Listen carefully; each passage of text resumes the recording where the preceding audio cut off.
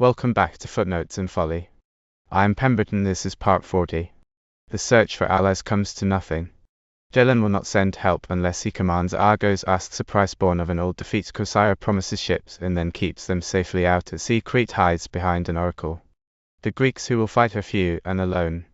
They march north to hold the Vale of Tempe, find it cannot be held, and fall back. And then they choose the two narrow gates of Greece, where numbers will not count for everything, the mountain pass of Thermopylae on land, and the strait of Artemisium at sea.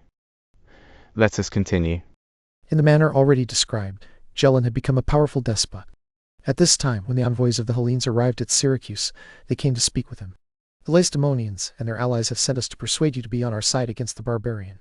We suppose that you are certainly informed about the man who is about to invade Hellas, a Persian who plans to bridge the Hellespont and lead all the armies of the east out of Asia against us, under the pretext of marching against Athens, but in fact intending to bring all Hellas under his power. Therefore, since you have attained great power and have no small share of Hellas as your portion, being ruler of Sicily, come to the assistance of those who are trying to free Hellas, and join in making her free. If all Hellas is gathered together into one, it forms a great body, and we are made a match in battle for those who are coming against us. But if some of us go over to the enemy and others are unwilling to help, so that the sound part of Hellas is small, there is at once a danger that all Hellas may fall to ruin. Do not hope that if the Persian overcomes us in battle he will not come to you. Guard against this beforehand, for by coming to our assistance you are helping yourself, and a matter wisely planned generally has a good outcome afterward. Hellenes, this is a selfish speech with which you have dared to come and invite me to be your ally against the barbarian. In former times I asked you to join me in fighting against an army of barbarians, when strife had arisen between me and the Carthaginians. I charged you to exact vengeance from the men of Egesta for the death of Dorieus, son of Anaxandrides, and at the same time I offered to help set free the trading places from which great advantages and gains have been reaped by you. Yet you did not come to my assistance, either for my sake or to avenge the death of Dorieus, and as far as you are concerned, all these parts are even now under the rule of barbarians. But since things turned out well for us, and came to a better end, now that the war has come around and reached you, you have at last remembered Gelon. However, though I have met with contempt from you, I will not act as you acted. I am prepared to come to your assistance, supplying 200 triremes and 20,000 hoplites, with 2,000 horsemen, 2,000 bowmen, 2,000 slingers, and 2,000 light, armed men to run beside the horsemen. Moreover, I will undertake to supply grain for the whole army of the Hellenes until we have finished the war. These things I promise to supply on this condition, that I shall be commander and leader of the Hellenes against the barbarian. On any other condition I will neither come myself nor send others. Deeply, I think, would Agamemnon son of Pelops lament if he heard that the Spartans had had the leadership taken away from them by Gelon and the Syracusans. Do not mention this condition any further, that we should hand the leadership over to you.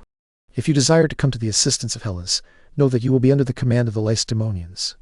If you claim not to be under command, then do not come to our help at all.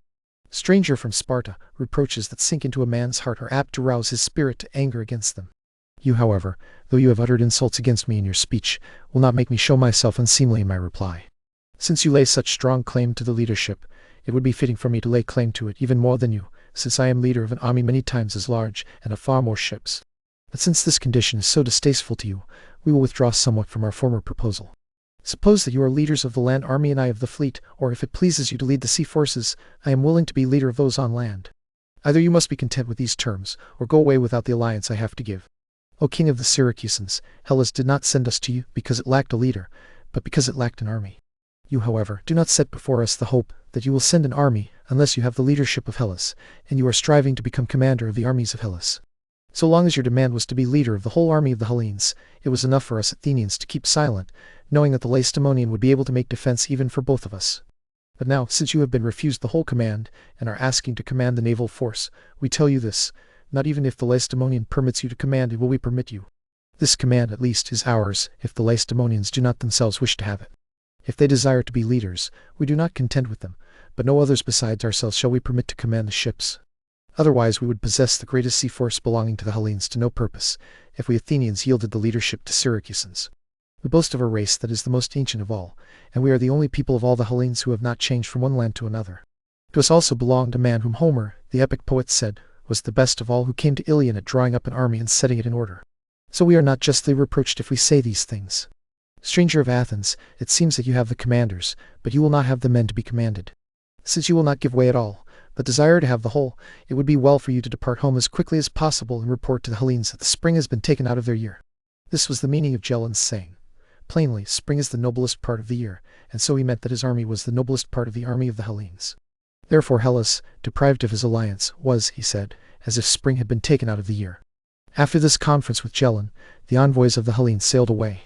Gelon, on the one hand, fearing for the Hellenes, lest they should not be able to overcome the barbarian, and on the other considering it monstrous and intolerable that he, as despot of Sicily, should come to the Peloponnesus and be under the command of the Lacedaemonians, gave up this plan and followed another.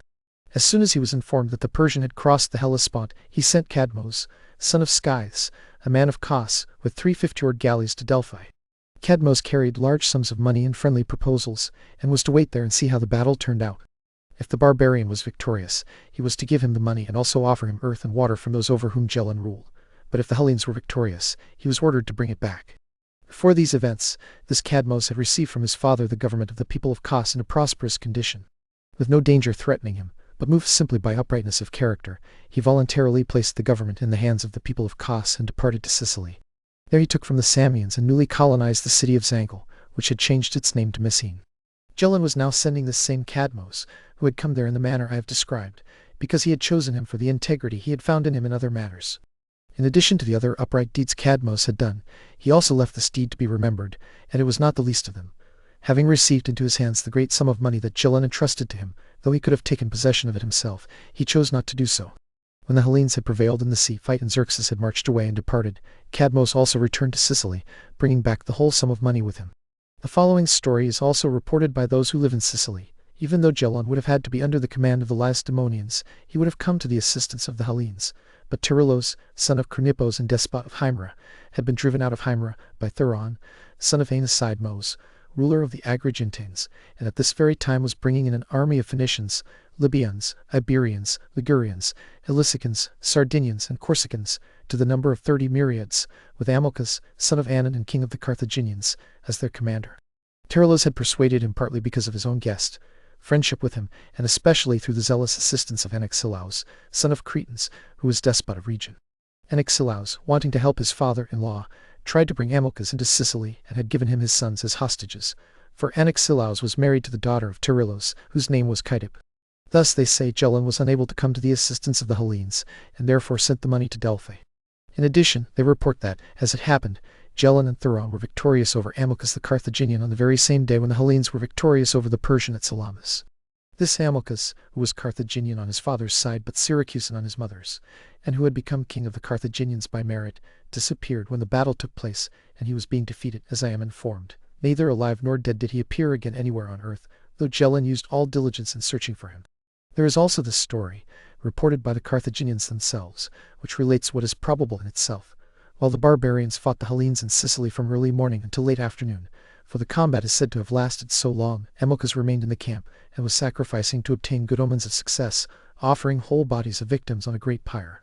When he saw his own army routed, and while he happened to be pouring a libation over the victims, he threw himself into the fire, and so he was burned up and disappeared. Whether Amilcas disappeared in this way, as the Phoenicians report, or in some other way, the Carthaginians both offer sacrifices to him now and made memorials of him then in all the cities of their colonies, the greatest being in Carthage itself. So much for the affairs of Sicily. As for the Corcyrians, they answered the envoys as follows, and afterward acted as I shall tell. The same men who had gone to Sicily also tried to obtain help from them, saying the same things they had said to Gelon. At the time, the Corcyrians promised to send a force and help in the defense, declaring that they must not allow Hellas to be ruined without making an effort themselves, for if Hellas suffered disaster, they would be reduced to subjection from the very first day. They said they must give assistance as far as lay in their power. Thus they made a fair, sounding reply. But when the time came to send help, they manned 60 ships with other intentions in their minds. After making much difficulty, they put out to sea and reached the Peloponnese. Then near Pylos and Taenaron in the land of the Lacedaemonians, they kept their ships at anchor, waiting, as Gelon did, to see how the war would turn out. They did not expect the Hellenes to overcome, but thought the Persian would easily defeat them and become ruler of all Hellas. Therefore they acted deliberately, so that they would be able to say to the Persians something like this: O king, when the Hellenes tried to obtain our help for this war, we who have a power not the smallest of all, and could have supplied a number of ships not the smallest, but the largest after the Athenians, chose not to oppose you or do anything contrary to your mind.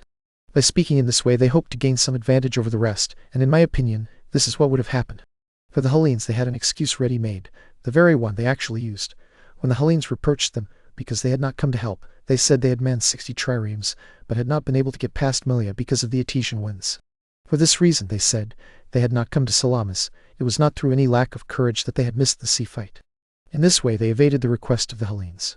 The Cretans, when the Hellenes appointed to deal with them tried to obtain their help, acted in this way. They joined together and sent men to inquire of the god at Delphi whether it would be better for them to give assistance to Hellas. The Pythian prophetess answered them, "You fools, do you think too few were the woes that Minos sent upon you in his wrath because of the assistance you gave to Menelaus?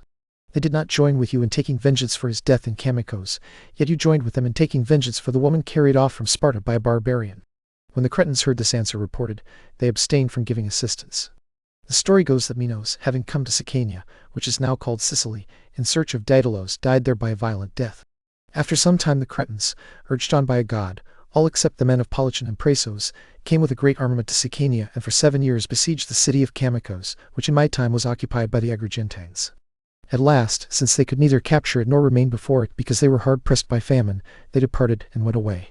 As they sailed and came off the coast of Iapygia, a great storm seized them and cast them ashore. Their vessels were dashed to pieces, and since they saw no longer any way of coming to Crete, they founded there the city of Hieria. There they remained and were changed so that, instead of Cretans, they became Asclepians of Iapygia, and instead of islanders, dwellers on the mainland. From the city of Hieria, they founded those other settlements which the Tarentines long afterward tried to destroy, suffering great disaster in that enterprise. This proved to be the greatest slaughter of Hellenes known to us, and not only of the Tarentines themselves, but also of those citizens of region who were compelled by Machithos, son of Quiros, to go to the assistance of the Tarentines. Of these 3,000 men were slain in this way. Of the Tarentines themselves, who were killed there, no count was made. This Machithos, a servant of Anaxilaus, had been left by him in charge of region. After being driven out of region, he took up his abode at Tegea of the Arcadians and dedicated the many statues at Olympia. This account of the men of region and of the Tarentines has been a digression in my narrative. In Crete, however, as the men of Praesos report, after it had thus been stripped of inhabitants, settlements were made by various nations, especially by Hellenes. In the next generation, but one after the death of Minos, came the Trojan War, in which the Cretans proved to be not the least important of those who came to assist Menelaus. Then after this, when they had returned home from Troy, famine and pestilence came upon both the men and their cattle, until at last Crete was stripped of inhabitants for a second time. A third population of Cretans now occupies it together with those who were left of the former inhabitants. The Pythian prophetess, by bringing these things to their minds, stopped them from giving assistance to the Hellenes, though they wished to do so. As for the Thessalians, at first they had taken the Persian side unwillingly, and they gave proof that they were not pleased with what the Aleuadae were planning. As soon as they heard that the Persian was about to cross into Europe, they sent envoys to the Isthmus. At the Isthmus were assembled representatives of Hellas chosen by the cities that had the better mind concerning Hellas. When the envoys of the Thessalians came to them, they spoke as follows. "Hellenes, you must guard the pass by Olympos, so that both Thessaly and the whole of Hellas may be sheltered from the war. We are prepared to join with you in guarding it, but you must send a large force as well as we. If you do not send one, be assured that we shall make terms with the Persian. It is not right that we, standing as outposts so far in advance of the rest of Hellas, should perish alone in your defense. If you are not willing to come to our help, you cannot use any force against us to compel what is impossible. Instead, we shall try to devise some means of safety for ourselves." Thus spoke the Thessalians. Upon this the Hellenes resolved to send an army of foot soldiers by sea to Thessaly to guard the pass. When the army was assembled, it sailed through Euripos, came to Alos in the Achaean land, disembarked there, and marched into Thessaly, leaving the ships behind at Alos.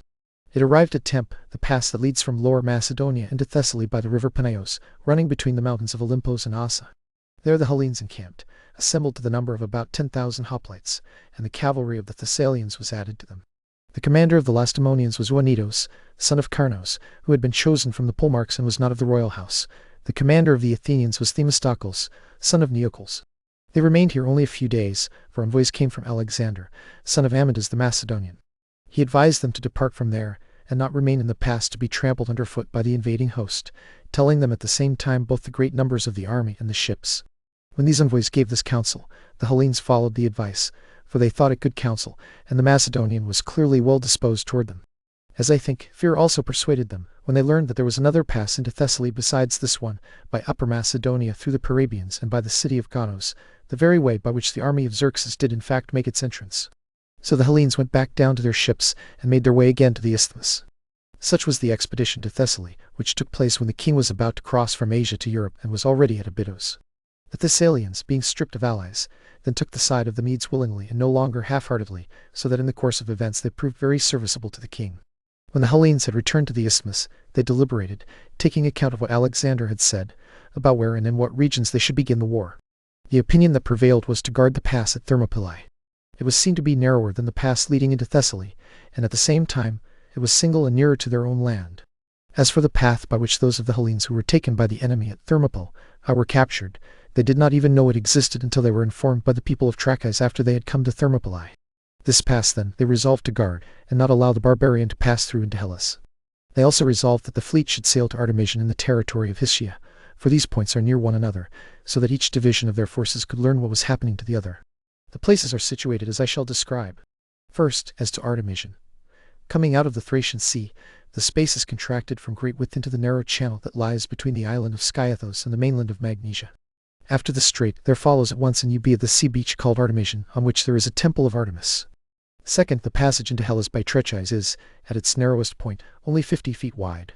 Yet the narrowest part of this whole region is not there, but in front of Thermopylae and behind it, where there is only a single wheel track, by Alpinoi, which lies behind Thermopylae, and again by the river Phoenix near the town of Anthela, there is no space but a single wheel track. To the west of Thermopylae there is an impassable and precipitous mountain, rising to a great height and extending toward the range of Oit. To the east of the road the sea with swampy pools comes immediately next. In this passage there are hot springs, which the natives call the pots, and an altar of Herodotus is set up near them. A wall had once been built at this pass, and in old times there was a gate in it. The wall was built by the Phocians, when they were struck with fear because the Thessalians had come from the land of the Thesprotians to settle in the Aeolian land, the same land that they now possess. Since the Phocians supposed that the Thessalians were attempting to subdue them, they guarded themselves against this beforehand. At that time they let the water of the hot springs run over the passage, so that the place might be turned into a ravine, and they devised every means to keep the Thessalians from invading their land. The ancient wall had been built long before, and by this time most of it had fallen into ruin through age. The Hellenes, however, resolved to set it up again, and at this spot repel the barbarian from Hellas. Very near the road there is a village called Alpinoi, from which the Hellenes counted on getting supplies. The Hellenes perceived that these places suited their purpose.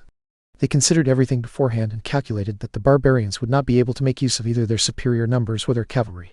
Therefore they resolved to receive the invader of Hellas there.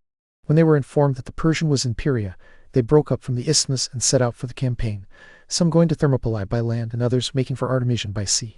The Hellenes were coming quickly to the rescue, each group having been assigned to its own place. Meanwhile the men of Delphi, struck with dread, consulted the oracle of the god on behalf of themselves and on behalf of Hellas. The answer given to them was that they should pray to the winds, because these would be powerful helpers of Hellas in the fight. The Delphians accepted the oracle, and first reported the answer they had received to those of the Hellenes who desired to be free.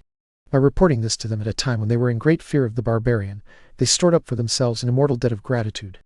After this, the men of Delphi established an altar for the winds in Thuia, where the sacred enclosure of Thuia, daughter of Cephisos, stands. This place also has its name from her. They also approached the winds with sacrifices. And we will stop there, with a little Greek army filing into the narrow pass of Thermopylae and the fleet rowing up to Artemisium, while the greatest host in history rolls down toward them. Next time, in Part 41, a great storm does to the Persian fleet what the Greeks could not, and Xerxes, from his throne above the pass, watches a handful of Spartans calmly combing their hair. Mind the footnotes, and beware the folly.